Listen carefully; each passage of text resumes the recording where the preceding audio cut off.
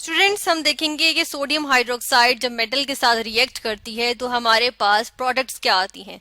Sodium hydroxide के हम different reactions देख रहे हैं। सोडियम हाइड्रोक्साइड क्या होता है?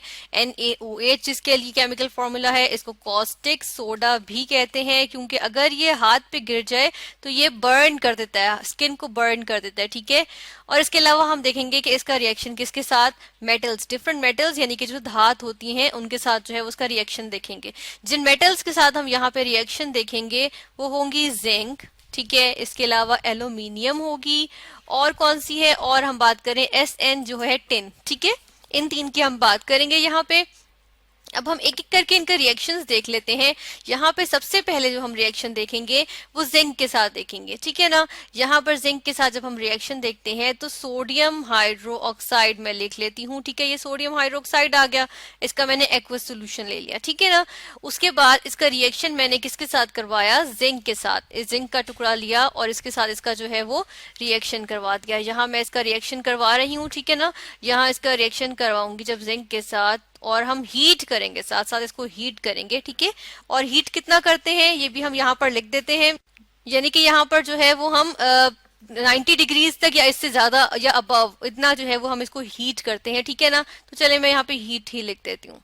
ठीक है, अब हम देखते हैं कि रिएक्शन के नतीजे में क्या चीज हमारे पास बनेगी। यहाँ पर जो प्रोडक्ट आती है, प्रोडक्ट क्या होती है, प्रोडक्ट होती है सोडियम जिंकेट। ठीक है, अब सोडियम जिंकेट का फॉर्मूला क्या होता है, Na2Zn और O2। ठीक है, ये होता है फॉर्मूला सोडियम जिंकेट का। चले हम ये भी लिख देते हैं कि इसको हम कहते हैं सोडियम जिंकेट। तो हम यहाँ पर लिख देते हैं सोडियम, और साथ के साथ क्या आएगा, जिंकेट। ठीक है, सोडियम जिंकेट कहते हैं इसको। अब सोडियम जिंकेट आ गया, और साथ एक और चीज भी बनती है यहाँ पे दूसरी चीज जो बनती है वो क्या होती है, हाइड्रोजन गैस। हाइड्रोजन गैस जो है वो रिलीज हो जाएगी। ठीक है, ये हाइड्रोजन गैस रिलीज हो गई यहाँ से। इस इक्वेशन में हम देखते हैं कि हमने वाटर तो यूज नहीं किया, इसलिए हमारे पास सोडियम जिंकेट का ये फॉर्मूला आया। ठीक है ना।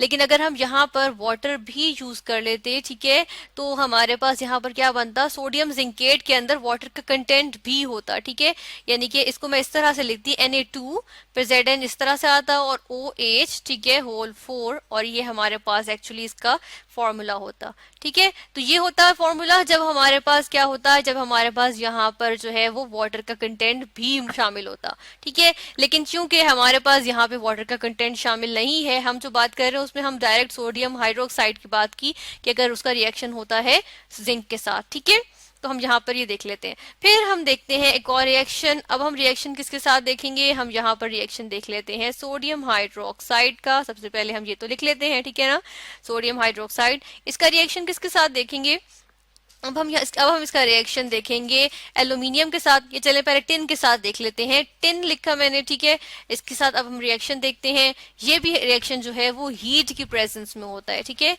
इसको भी हम जो है वो हीट करते हैं, यानी कि अगर आप हाई हीट प्रोवाइड करेंगे, हाई टेम्परेचर प्रोवाइड करेंगे तो ही ये रिएक्शन जो है वो पॉसिबल होगा। और हम देखते हैं इसके नतीजे में यहाँ पर क्या प्रोडक्ट्स आती हैं हमारे पास। इस तरह सोडियम हाइड्रोक्साइड ने जब जिंक के साथ किया तो सोडियम जिंकेट बना था। अब टिन के साथ कर रहा है, या स्टेनम भी इसको कहते हैं। ठीक है, SN इसलिए कहते हैं क्योंकि लैटिन में इसको स्टेनम कहते हैं।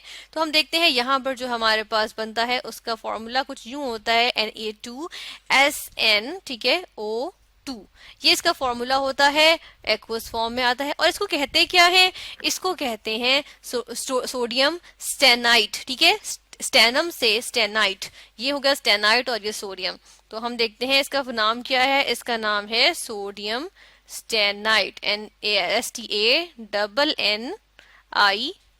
सोडियम स्टेनाइट हो गया। ठीक है, ये सोडियम स्टेनाइट आ गया, और साथ के साथ जो एक और प्रोडक्ट बनेगी वही फिर से हाइड्रोजन गैस बनेगी जो इस तरह से रिलीज हो गई। ठीक है ना। अब ऐसे करने के पहले इन दोनों इक्वेशंस को बैलेंस कर लेते हैं। यहाँ पे इन इक्वेशंस को बैलेंस करें तो सब ऊपर वाली इक्वेशन में सोडियम जो हमारे पास प्रोडक्ट पे 2 है तो यहाँ पर भी 2 कर देते हैं। ठीक है, 2 लगा देते हैं। अब 2 लगाए तो 2 सोडियम हो गए, 1 जिंक हो गया, 2 ऑक्सीजन है, यहाँ पर 2 ऑक्सीजन हो गए, 2 हाइड्रोजन 2 हाइड्रोजन। अब ये इक्वेशन बैलेंस्ड है। सेकेंड इक्वेशन में देख लेते हैं, 2 सोडियम है तो यहाँ पर भी 2 लगा देते हैं। 2 सोडियम हो गए, एक टिन हो गया, ठीक है। टिन यहाँ पे लिख देते हैं कि ये सॉलिड फॉर्म में है। टिन भी एक हो गया, 2 हाइड्रोजन है, दो ऑक्सीजन है, 2 ऑक्सीजन, 2 हाइड्रोजन, 2 हाइड्रोजन। ये इक्वेशन भी बैलेंस हो गई है, ठीक है ना। अब हम आ जाते हैं अपनी थर्ड इक्वेशन पे। थर्ड इक्वेशन हमारी क्या है? अब ये है कि सोडियम हाइड्रोक्साइड का रिएक्शन करवाएंगे हम एल्यूमिनियम के साथ, ठीक है। हम एल्यूमिनियम के साथ सोडियम हाइड्रोक्साइड का रिएक्शन करवाएंगे। तो ये जो रिएक्शन होता है ना, इसमें जो है वो वाटर भी जो है वो शामिल होता है, ठीक है। तो ऐसा करते हैं हम सोडियम हाइड्रोक्साइड के साथ लिख देते हैं वाटर भी इसमें शामिल है, ठीक है। ये शामिल किया हमने वाटर को, एक्वस सोल्यूशन आ गया सोडियम हाइड्रोक्साइड। ये एल्यूमिनियम मैंने लिया, ठीक है, इसका टुकड़ा इसमें लिया और इंट्रोड्यूस करवाया। यहाँ पे टेम्परेचर कितना चाहिए होता है? यहाँ पे टेम्परेचर चाहिए होता है 400 टू 500 डिग्री सेल्सियस, ठीक है। 400 टू 500 डिग्री सेंटीग्रेड या डिग्री सेल्सियस, जो कि टेम्परेचर को मेजर करने का यूनिट आ गया, ठीक है।